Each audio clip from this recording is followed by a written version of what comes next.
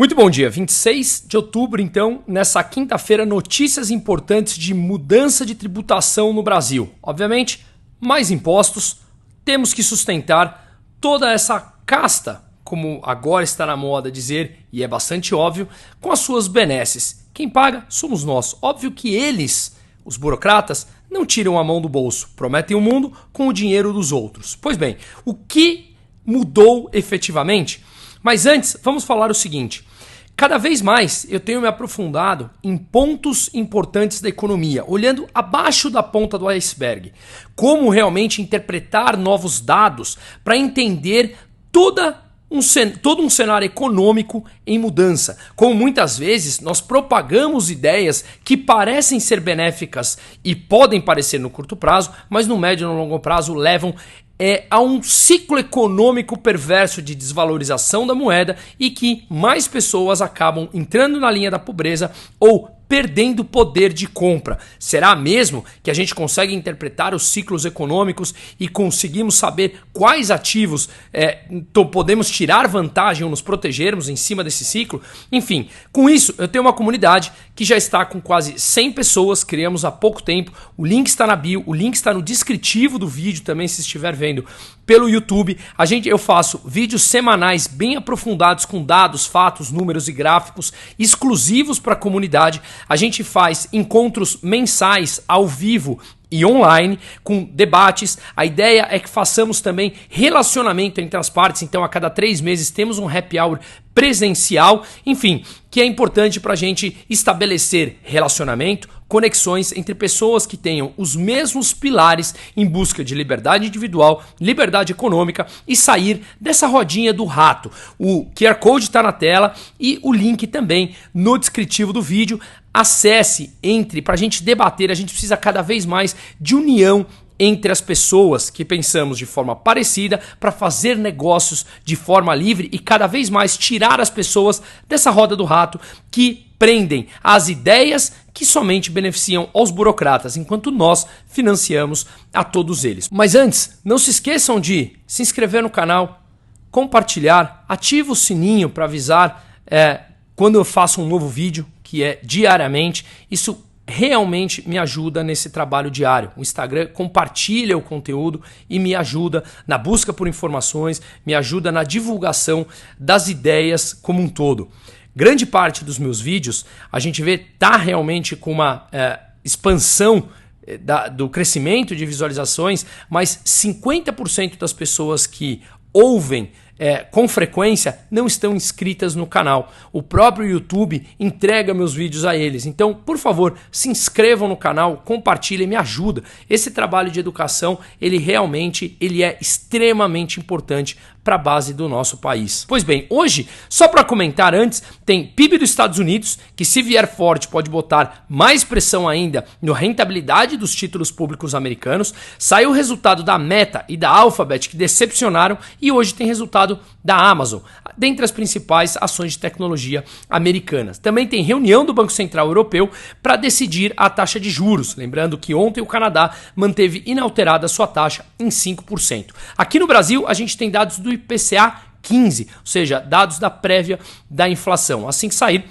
podem acompanhar nas minhas redes, seja aqui ou também no Twitter, tá bom? Vamos lá. Vamos falar um pouco dessa aprovação do pacote de taxação. Escrevi vários pontos aqui, então eu vou desviando o meu olhar para não perder nada, porque isso tudo nos impacta diretamente. Mais impostos, menos dinheiro no bolso da população, menos dinheiro no bolso das empresas que contratam menos, que geram menos renda e, obviamente, isso leva a um processo de economia que vai em direção ao enfraquecimento. Ainda mais no momento em que o cenário fiscal brasileiro é extremamente preocupante no médio ou no longo prazo. Matematicamente, a dívida continuará crescendo, um governo que ávido por mais gastos para fazer a sua política populista com as mesmas pessoas, com as mesmas políticas de tudo que já deu errado e seguiu nesse caminho, infelizmente. Então, busquemos oportunidades no meio disso tudo. Pois bem, ontem na Câmara tivemos a aprovação do pacote da taxação de fundos exclusivos e fundos offshore.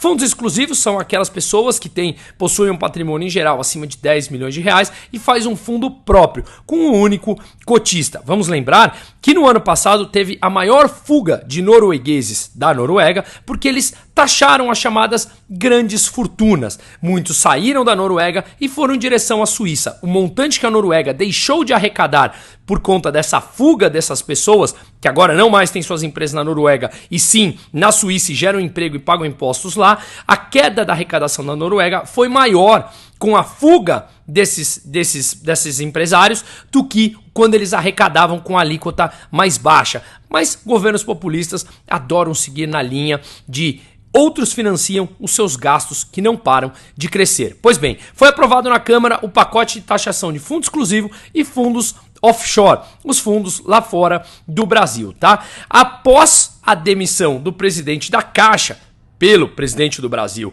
o senhor Luiz Inácio, que demitiu o presidente da Caixa para colocar um indicado do Lira. Não digo quem é melhor ou pior, qualquer indicado do Lula é indicação política e com certeza tem o seu viés que é totalmente fracassado. Pois bem, graças a essa troca política, a Câmara foi lá e aprovou por 323 a 119 votos. Aqueles mesmos que criticavam a forma de fazer política. Que, de novo, no Brasil, não importa se é direita ou esquerda, a gente tem um DNA intervencionista. E isso, para mim, é ruim de qualquer maneira. Claro que a esquerda muito mais, mas que ela critica de forma hipócrita a forma de fazer política e agora acaba fazendo tudo de novo. Por isso que o sistema político brasileiro, no meu entender, tem que ruir e começar do zero. Pois bem, agora esse pacote, ele vai para o Senado, onde o Pacheco, presidente da casa, prometeu agilidade na leitura desse mesmo projeto. É claro que isso é troca de favores e será aprovado. Lembrando que essa é uma principal agenda do ministro da Economia, o Fernando Haddad, para tentar atingir a inalcançável meta de déficit zero em 2024.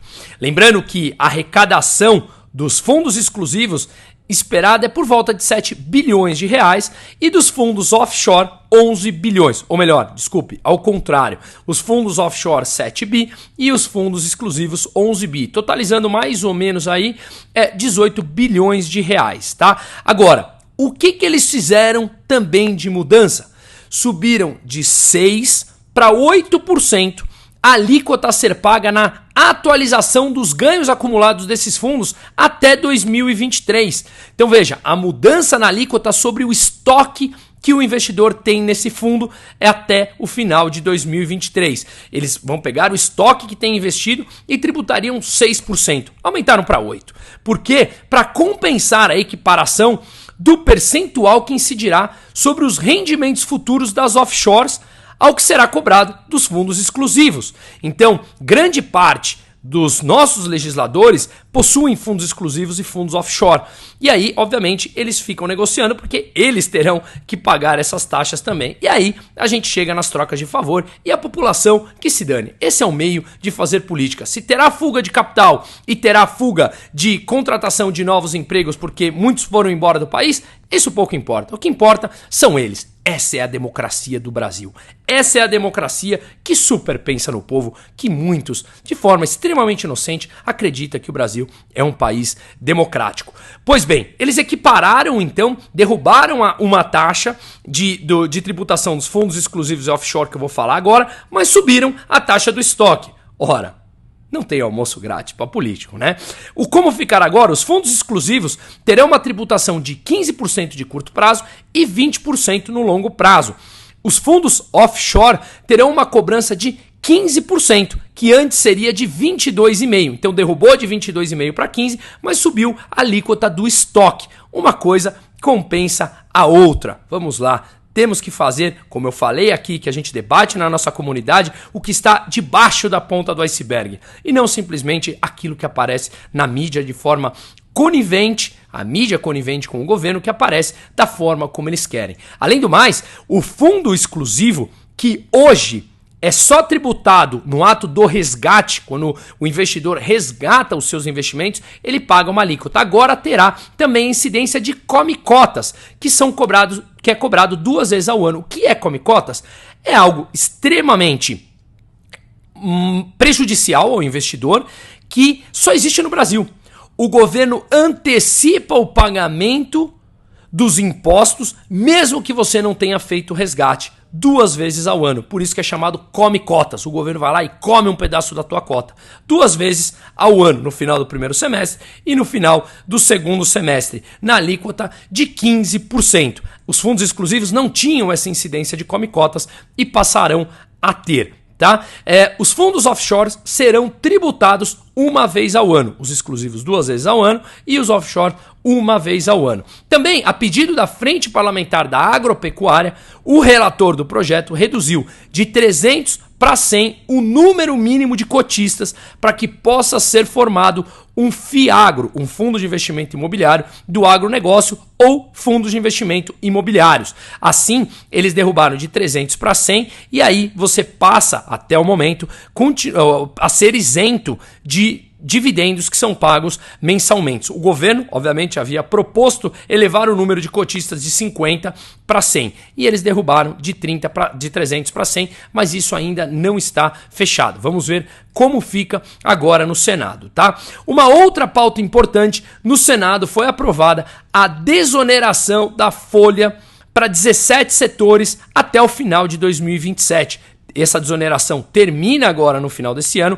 e foi prorrogada até 2027. 17 setores que não pagarão ou continuarão a não pagar impostos. Qual é o impacto disso? Disso foi que é prejudicial para o governo, foi um impacto de arrecadação de 11 bilhões de reais. Esses setores que não pagam impostos deixam de pagar 11 bilhões ao ano para o governo, que vem pedalando para tentar achar receitas para fechar as suas contas inexequíveis dentro do arcabouço fiscal, que ele é furado por completo, como a gente já fez vídeos mostrando aqui. Mas esses 11 bi podem chegar até 20 bi com a inclusão de um dispositivo que exonera prefeituras de cidades com até 142 mil habitantes. Agora isso vai para a sanção presidencial. Vamos ver qual será a troca de favor para o Lula aprovar isso, sancionar isso, quando ele está perdendo até 20 bi de receita, da onde ele vai tirar esses outros 20 bi. Porque tirar do auxílio terno dele, do auxílio motorista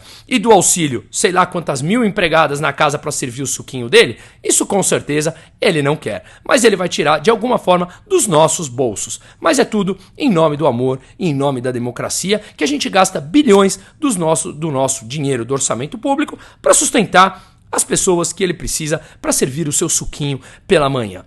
Pois bem, a desoneração ela permite às empresas desses setores beneficiados, desses 17 setores beneficiados, a pagar a alíquota de 1 a 4,5% sobre a sua receita bruta, em vez de pagar 20% sobre a folha de salários. Isso que entra essa redução da arrecadação do governo que pode ser entre 11 e 20 bilhões de reais. As empresas pagando de 1 a 4,5% sobre a receita bruta e não 20% sobre a folha de salários. E de novo, isso foi estendido até 2027. Quais setores são esses? Vamos lá. Calçados, call center, construção civil, comunicação, confecção e vestuário, empresas de construção e obras de infraestrutura, couro, fabricação de veículos e carrocerias, máquinas e equipamentos, proteína animal, têxtil, tecnologia da informação, tecnologia da comunicação, projeto de circuitos integrados, transporte metroferroviário de passageiros, transporte rodoviário coletivo e transporte rodoviário de carga. Veja, quem me conhece sabe que eu filosoficamente considero imposto um roubo. Qualquer coisa que tomam de mim sem o meu consentimento, sem eu ter assinado um contrato, para mim é roubo. E aí, é claro que com isso eu prego impostos mínimos possíveis. Só que para você praticar impostos mínimos possíveis, você precisa ter um estado mínimo possível. Caso contrário, ele continua na sua sanha arrecadatória. E a questão é, por que são 17 setores privilegiados frente aos outros? Por que eu ou você não entramos nesses 17 setores? Ou se você entra, por que o teu vizinho não entra? Qual é o privilégio que isso tem? Por que um paga mais em detrimento do outro? Porque no momento em que ele dá privilégio a 17 setores, como eu falei, ele continua tendo o auxílio terno e o auxílio suco de laranja dele, para servirem o suco de laranja dele pela manhã. Porque ele não vai diminuir esse gasto. Mas outros setores, então, terão que pagar mais para compensar essa queda de arrecadação. Por isso que eu prego um estado, obviamente, mínimo.